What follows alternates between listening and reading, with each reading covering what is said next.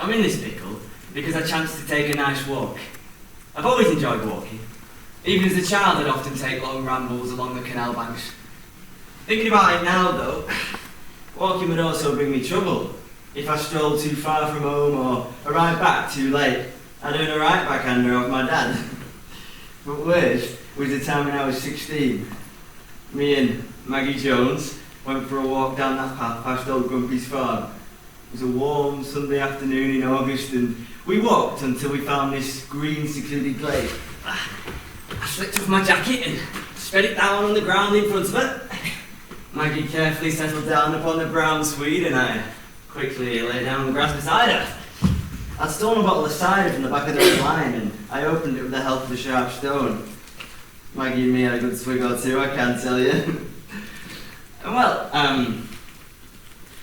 one thing led to another, and without going into too much prurient detail, let's just say we had a very good afternoon.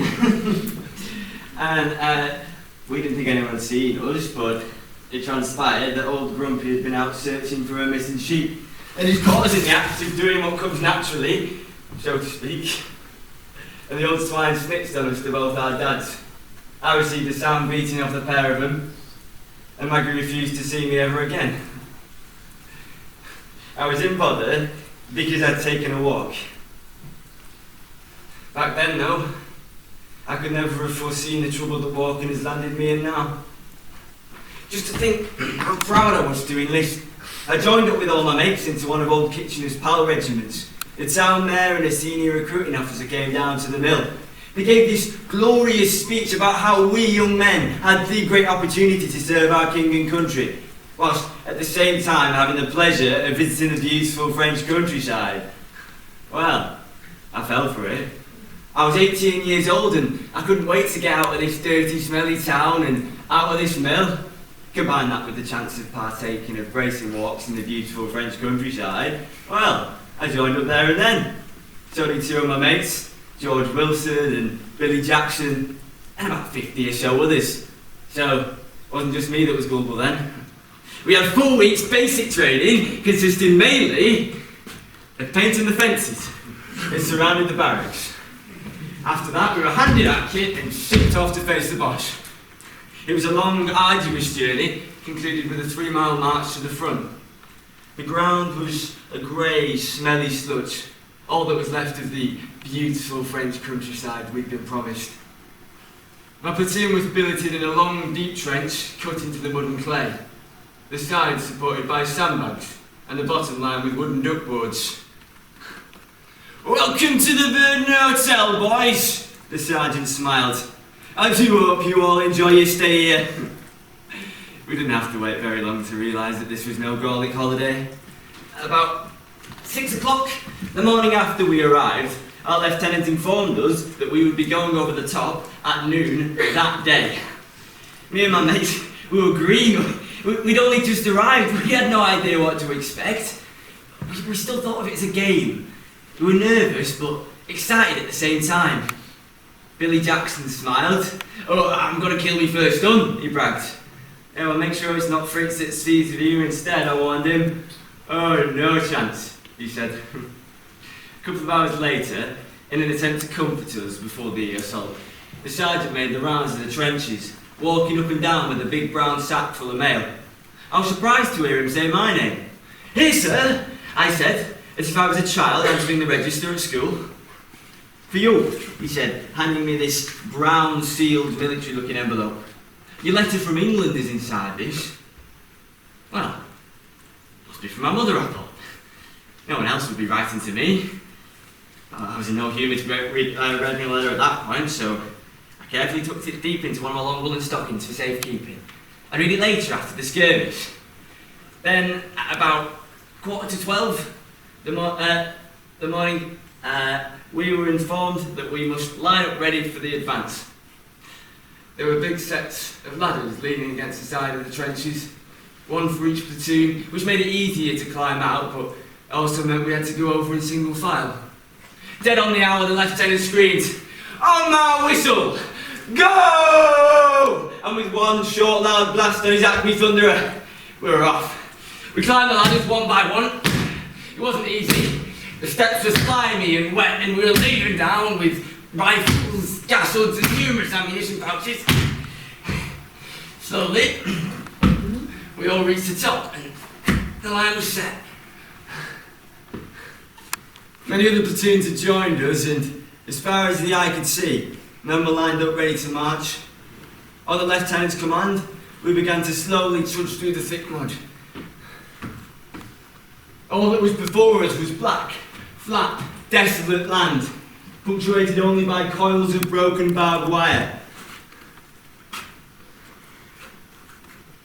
In the distance, I discerned vague shapes shimmering in the haze. This was doubtless the enemy line, and I felt a cold shiver steal down my spine. The going was slow, and after some considerable time, we still hadn't made much progress, but so far so good. I thought, this wasn't too bad. But then, as if the 100 red mass launched, all hell broke loose. There was a noise louder than anything I've ever heard in my life. The first shells started to land. Initially they fell short. We saw vast plumes of mud and smoke belching to the sky as each shot hit roughly half a mile in front of us. Then the machine gun started. Bullets hissed around us. Men started to scream. Men started to fall.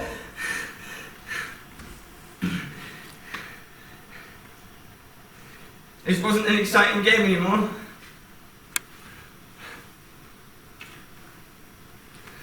I'm ashamed to say that I wet myself. The artillery was starting to find its mark, and the shells were hitting ever closer. My knees were shaking. I looked to my right, I could see George, but there was no sign of Billy. I glanced back and then forward again. He was ahead by about 200 yards.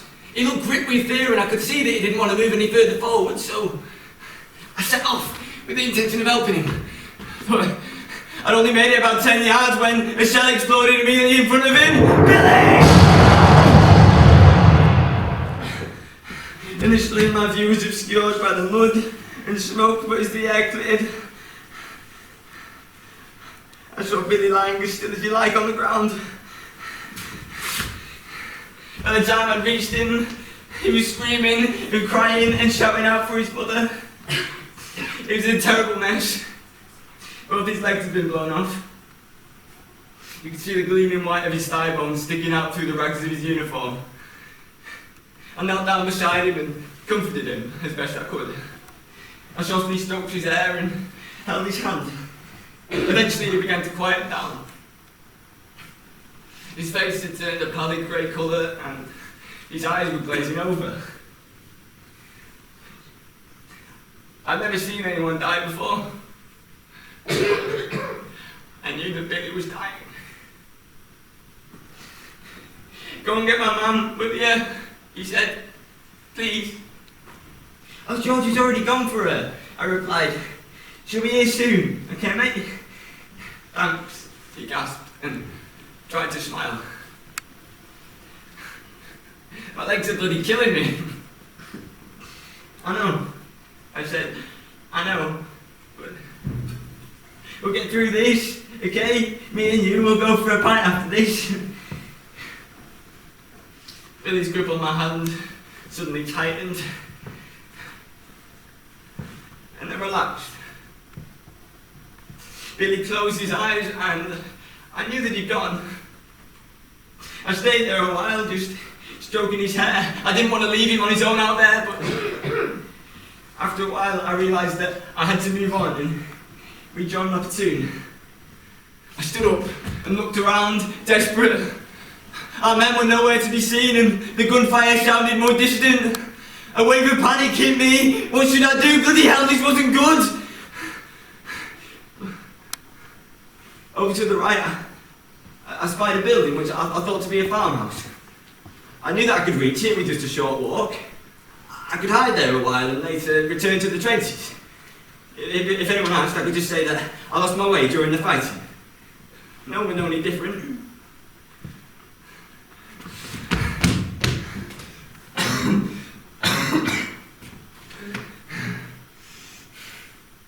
It was slow work, but after about 40 minutes, I arrived at what was clearly a farmstead. The house was quite big, about the size of an English pub, and the walls were built of grey stone, topped off by a red tiled roof. Next to it was a wooden barn. I fancied I'd take my chances in the barn. I cautiously opened the door and slipped inside.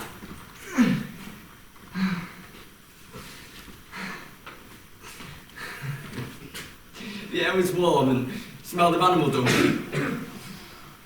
Numerous bales of hay were scattered about the floor, and in more peaceful times, this must have been a winter shelter for livestock. There was just sufficient light for me to see by. I was exhausted. It had been 5 days since I had a proper night's sleep, so I lay down on the straw-strewn floor with the intention of just stealing a quick breather.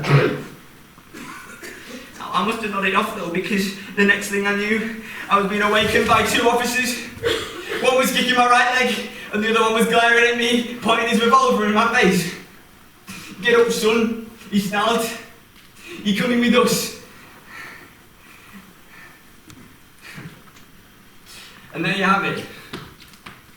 That walk from poor Billy's resting place to the farm has landed me in all this bother, and bother it is, believe me.